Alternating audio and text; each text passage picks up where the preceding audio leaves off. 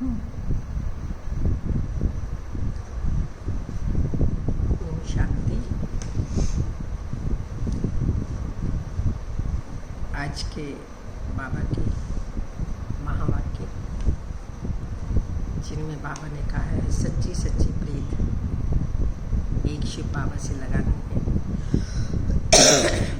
और सच्चा पांडव बनना है, क्योंकि मोक्ष सामने खड़ा है।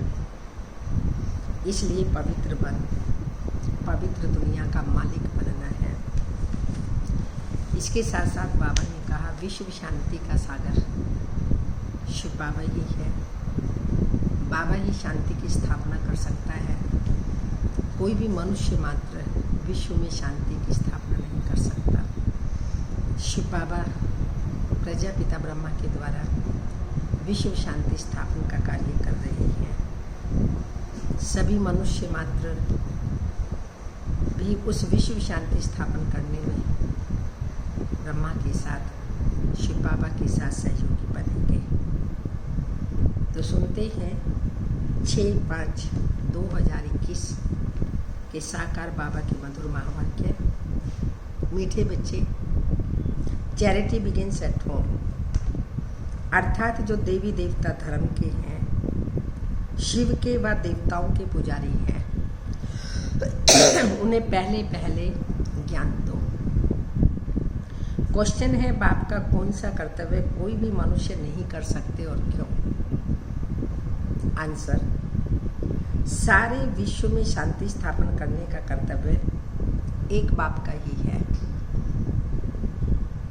मनुष्य विश्व में शांति स्थापन नहीं कर सकते। क्यों? क्योंकि विकारी हैं। शांति की स्थापना तब हो जब बाप को जाने और पवित्र बने। शिव बाबा जो पवित्रता का सागर, उसको पहचाने और उसका बन जाए, पवित्र बने, तब विश्व में शांति स्थापन शिव बाबा के साथ कर सकते हैं। बाप को न जानने के कारण निधन के बन गए हैं। गीत के बोल हैं, मरना तेरी गली में, जीना तेरी गली में, मरने के बाद चर्चा होगी शिव बाबा तेरी गली में। ओम शांति। ओम शांति का अर्थ भी घड़ी घड़ी बताना पड़े, क्योंकि ओम शांति का अर्थ कोई भी नहीं जानते। ओम अर्थात मैं आत्मा, और मुझ आत्मा का स्वधर्म शांति है, कर्म शांति है। शांति देश से आई हूँ, शांति का सागर शिव बाबा है। ये बाबा ने बच्चों को बताया कि आत्मा का धर्म शांति है। जैसे घड़ी घड़ी भूलना पड़ता है मन मना भाव, अर्थात बेहद के बाप को याद करो। ओम का अर्थ कह देते हैं ओम माना भगवान, बाप कहते हैं ओम अर्थात मैं आत्मा हूँ, यह मेरा शरीर। परम पिता परमात्मा भी कहते हैं ओम, मैं भी आत्मा हूँ, परम धाम में रहने वाला हूँ। शिव बाबा भी आत्मा, लेकिन वो परम आत्मा है, परम धाम में रहने वाला है। तुम आत्मा ही जन्म मरण के फेरे में आती है, मैं नहीं आता हूँ। हाँ, मैं साकार में आता हूँ जरूर। तुम बच्चों को सृष्टि के आदि मध्य अंत का सार समझाने, कोई और यह समझा न सके। अगर निश्चय नहीं तो सारी दुनिया में भटकना चाहिए, ढूंढना चाहिए। और कोई है जो अपना और सृष्टि के आदि मध्य अंत का नॉलेज दे, सिवाय शिव बाबा के, जो सारी सृष्टि का ज्ञाता है। उनके सिवाय सारी सृष्टि में कहीं भी घूम करके आ जाए, मगर सृष्टि के आदि मध्य अंत का ज्ञान शिव बाबा के सिवाय कोई भी दे नहीं सकता। परम पिता परमात्मा के बिगर सृष्टि चक्र के आदि मध्य अंत का राज कोई बता न सके, कोई राजयोग सिखा न सके, पतितों को पावन बना नहीं सकते। पहले पहले जो भी देवी देवताओं के पुजारी हैं, उन्हों पर पुरुषार्थ करो समझाने का। आदि सनातन देवी देवता धर्म वालों ने ही पूरे 84 जन्म लिए, वही अच्छी रीति समझ सकेंगे। बाद में आने वाले 84 जन्म ले न सके। यह सुनेंगे भी वह जो देवताओं के पुजारी होंगे और जो गीता पढ़ने वाले होंगे। गीता में सिर्फ यह बोल कि भगवान के बदले कृष्ण का नाम डाल दिया। तो गीता पढ़ने वालों को समझाना चाहिए, पूछना चाहिए, परम पिता परमात्मा शिव से आपका क्या संबंध है? उनको भगवान कहेंगे? श्री कृष्ण तो दैवी गुण वाले हैं, उनको दैवी राजधानी थी, उसमें सब दैवी गुण वाले थे।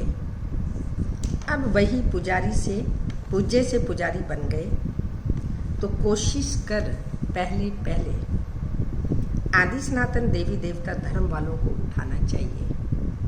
चैरिटी बिगिंस एट होम, वो हमारे ही धर्म के हैं, तो उन्हीं को पहले बाबा कह रहे हैं ज्ञान देना चाहिए। Charity begins at home. तो कोशिश कर पहले आदि सनातन देवी देवता धर्म वालों को उठाना चाहिए। Charity begins at home. जो शिव के पुजारी हों उनको भी समझाना पड़े, शिव आता जरूर है, तब तो उनकी जयंती मनाते हैं। वह परम पिता परमात्मा है जरूर आकर राजयोग सिखाते होंगे, और कोई मनुष्य मात्र सिखा न सके। सिवाय शिव बाबा के राजयोग कोई भी मनुष्य देहधारी सिखा नहीं सकते। कृष्ण को व ब्रह्मा को भगवान नहीं कहा जा सकता, जबकि सर्व का सदगति दाता बाप एक ही है। वह ज्ञान का सागर होने के कारण सबका शिक्षक भी है। सृष्टि के आदि मध्य अंत की हिस्ट्री ज्योग्राफी दूसरा कोई जानते ही नहीं। जाने तो बताए ना, तो जानता ही नहीं तो बताएगा भी कहाँ से। बाप कहते हैं मुझे ज्ञान का सागर चैतन्य बीज रूप भी कहते हैं।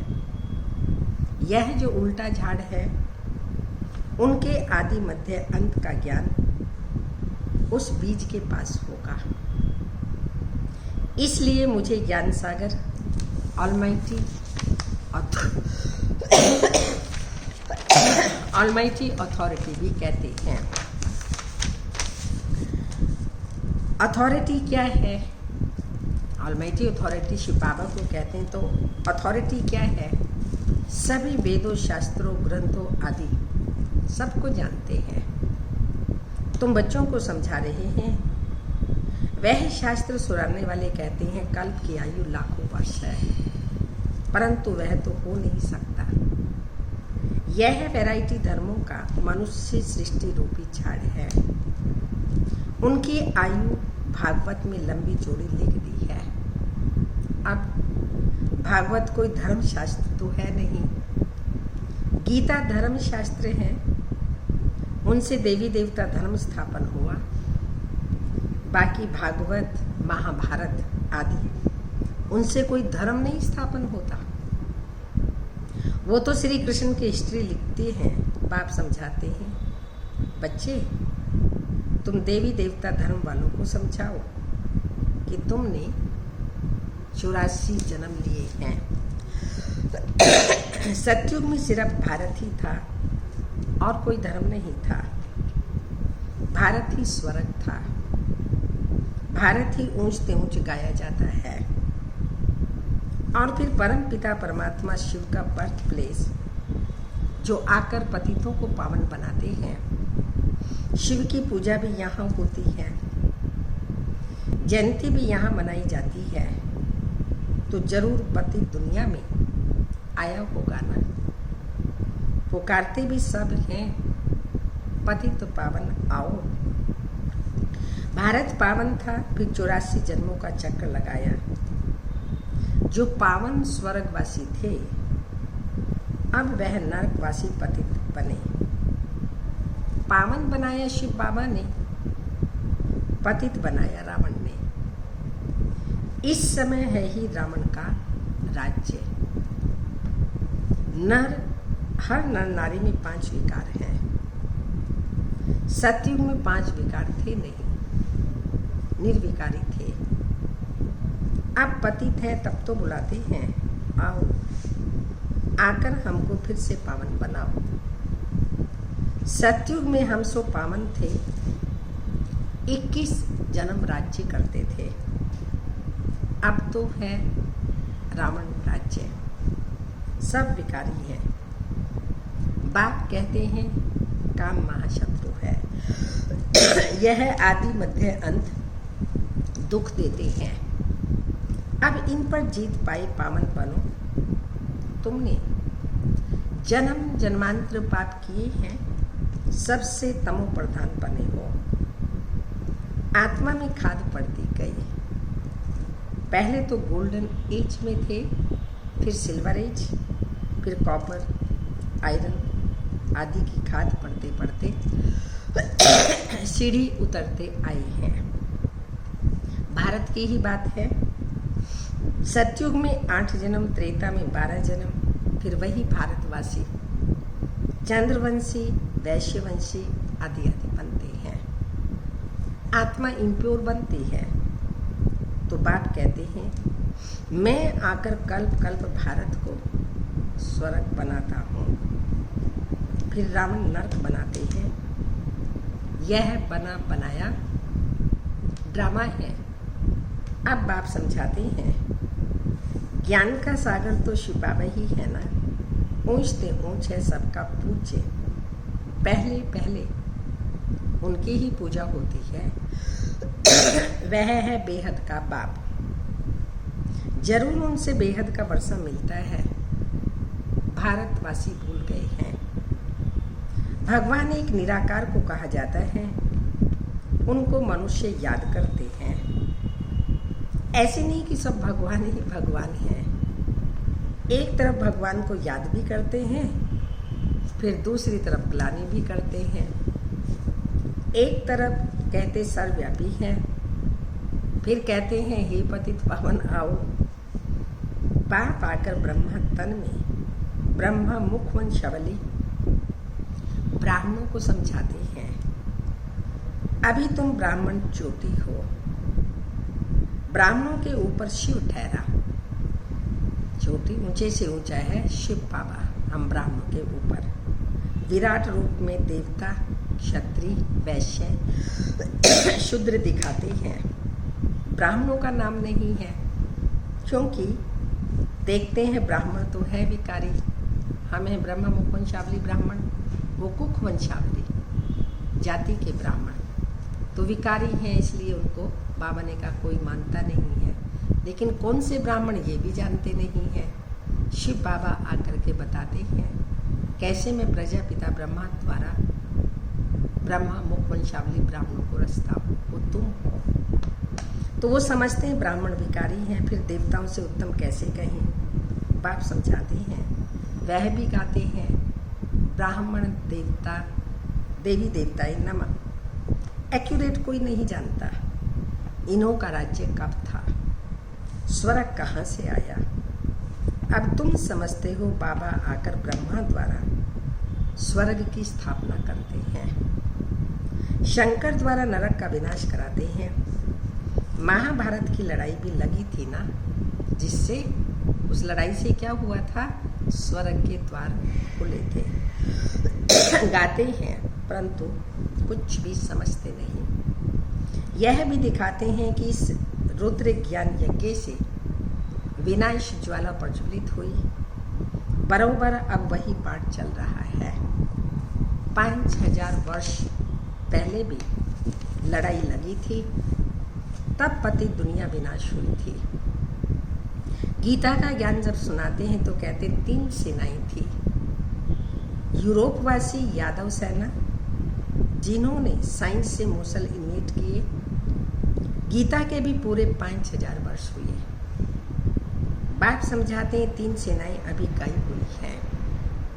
विनाश काले विपरीत बुद्धि, अर्थात परम पिता परमात्मा से विपरीत बुद्धि। जानते नहीं, सिवाय तुम्हारे कोई की प्रीत नहीं है। सबकी विनाश काले विपरीत बुद्धि है। बाकी तुम पांडवों की है प्रीत बुद्धि। तुम शिव बाबा को ही याद करते हो। जानते हो शिव बाबा हमको 21 जन्मों का वर्षा देने आए हैं। तो तुम्हारी प्रेत बुद्धि है शिव बाबा के साथ। बाकी तो कोई बाप को जानते ही नहीं। तो 3 सेनाएं हुई ना, तुम हो पांडव सेना। विनाशकाल तो है ही, तुम जानते हो मौत सामने खड़ा है। शिव बाबा कहते हैं तुम पवित्र बनेंगे तो नई दुनिया के मालिक बनेंगे। सतयुग में एक ही देवी देवता धर्म था और कोई धर्म नहीं था। अभी और सब धर्म है, आदि सनातन देवी देवता धर्म है नहीं। अपने को देवी देवता समझते ही नहीं है। कहते हैं हम तो पतित हैं, देवताओं के आगे जाकर महिमा गाते हैं। तुम सर्वगुण संपन्न संपूर्ण निर्विकारी हो। अपने को कहते हैं हम विकारी हैं। मैं निर्गुण हारे में कोई गुण नहीं। बाप को याद करते हैं, तुमको भी बाबा को ही याद करना है। बाप को याद करने बिगर पावन नहीं बनेंगे, ऊंच पद भी नहीं पाएंगे। अपवित्र दुनिया का जब विनाश हो तब ही शांति की दुनिया आई। मनुष्य कोशिश करते हैं भारत में और दुनिया में शांति हो, परंतु वह तो एक बाप का ही काम है। मनुष्य तो है ही विकारी, वह कैसे शांति स्थापन कर सकते हैं। घर घर में झगड़ा है। बाप को न जानने के कारण बिल्कुल निधन के बन पड़े हैं। सतयुग में बिल्कुल ही पवित्रता सुख शांति थी। अभी फिर बाप वह पवित्रता सुख शांति स्थापन कर रहे हैं और तो कोई कर न सके। भारतवासी अब नरकवासी हैं। स्वर्ग में जब थे तो पुनर्जन्म भी स्वर्ग में ही लेते थे। अभी पतित हैं, इसलिए पतित पावन बाप को याद करते हैं। अभी तो बच्चे जानते हैं पारलौकिक बाप को याद करने से क्या जानते हैं बच्चे? पारलौकिक बाप को याद करने से विकर्म विनाश होंगे। लौकिक बाप से तो हद का वर्षा मिलता है, पारलौकिक बेहद के बाप से बेहद का वर्षा ले रहे हो। ये समझने की बातें हैं। यह कोई सत्संग नहीं है, वह है भक्ति मार्ग और यह है ज्ञान मार्ग। तुमको खुशी होती है, बाबा हमको स्वर्गवासी बनाते हैं। जो कल्प पहले स्वर्गवासी बने हैं वही अब बनेंगे। ब्राह्मण बनने बिगड़ देवता कभी भी नहीं बन सकेंगे। ये समझने की बातें हैं। अभी तो भारत में कोई कला नहीं रही है, किसी को भी पता नहीं पड़ता। कुंभकर्ण की नींद में सोए पड़े हैं। तुमको बाप ने अभी जगाया है। तुम यहाँ आए हो स्वर्गवासी बनने, सिवाय बाप के और कोई बना नहीं सकते। स्वर्ग कहा जाता है सतयुग को, नरक कहा जाता है कलयुग को। यथा राजा रानी तथा प्रजा। अभी सब विकार से पैदा होते हैं। देवताएं कभी विकार से पुनर्जन्म नहीं लेते हैं। बच्चे अभी बाप से पवित्र बनने की प्रतिज्ञा करते हैं, लेकिन चलते चलते कहीं हार भी खा लेते हैं। फिर भी कमाई चट हो जाती है कि कमाई सब चट हो जाती, बड़े जोर से चोट लगती है। आश्चर्यवत सुनंती कथनती फिर भागंती हो जाती है। भले साक्षात्कार भी करते हैं, परंतु साक्षात्कार में माया प्रवेश बहुत होती है। जैसे रेडियो में 1-2 की बात सुन न सके, इसलिए बीच बीच में गड़बड़ कर देते हैं। तो यह भी ऐसे ही है। योग में माया विघ्न डालती है। मेहनत सारी योग में ही है। भारत का प्राचीन योग गाया हुआ है। अच्छा, मीठे मीठे सिक्के लदे बच्चों प्रति माता पिता बाप दादा का याद प्यार। Good morning, diamond morning. रूहानी बाप की रूहानी बच्चों को नमस्ते। हम रूहानी बच्चों की रूहानी माता पिता बाप दादा को याद प्यार। Good morning, diamond morning. ओम नमस्ते। तो आज बाबा ने 3 सेनाएं बताई। साथ साथ बाबा ने कहा विश्व में शांति स्थापन करने का कार्य मैं ही करता हूँ। मैं पतित पावन हूँ। मनुष्य आत्माएं विकारी हैं, पतित हैं, वो विश्व शांति स्थापन कर नहीं सकते हैं। शिव बाबा जब आते हैं प्रजापिता ब्रह्मा द्वारा, हम ब्राह्मणों को अडॉप्ट करते हैं, मुखवंशावली ब्राह्मण, वही पवित्र बनते हैं और पवित्र सत्युगी दैवी सृष्टि की स्थापना का कार्य प्रजापिता ब्रह्मा और ब्राह्मणों के द्वारा कराते हैं। तब विश्व में शांति स्थापन होती है। साथ साथ बाबा ने कहा तुम ही सच्चे सच्चे पांडव हो। तुमको ही मैं सृष्टि के आदि मध्य अंत का ज्ञान देता हूँ। इसके साथ साथ बाबा ने कहा जो मेरे भक्त आदि सनातन देवी देवता धर्म वाली आत्माएं हैं उनको जाकर ज्ञान दो। चैरिटी बिगिंस एट होम कहा जाता है। तो वही इस ज्ञान को समझेंगे, सुनेंगे, धारण करेंगे। साथ साथ जो मेरे पुजारी हैं, शिव की पूजा करते हैं, उनको भी जाकर के ये ज्ञान दो। तो धारणा के लिए मुख्य सार है एक बाप से सच्ची प्रीत रख, सच्चा सच्चा पांडव बनना है। मौत सामने खड़ा है, इसलिए पवित्र बन पवित्र दुनिया का मालिक बनना है। सेकंड पॉइंट, काम महाशत्रु जो आदि मध्य अंत दुख देता है उस पर जीत प्राप्त कर पावन बनना है। याद से विकारों की खाद निकाल आत्मा को गोल्डन एजेंट बनाना है। वर्ता मन मना भाव की स्थिति द्वारा मन के भावों को जानने वाले सफलता स्वरूप भाव। मनमना भाव की स्थिति द्वारा मन के भाव को जानने वाले सफलता स्वरूप भाव। जो बच्चे मन मना भाव की स्थिति में स्थित रहते हैं वह औरों के मन के भाव को जान सकते हैं।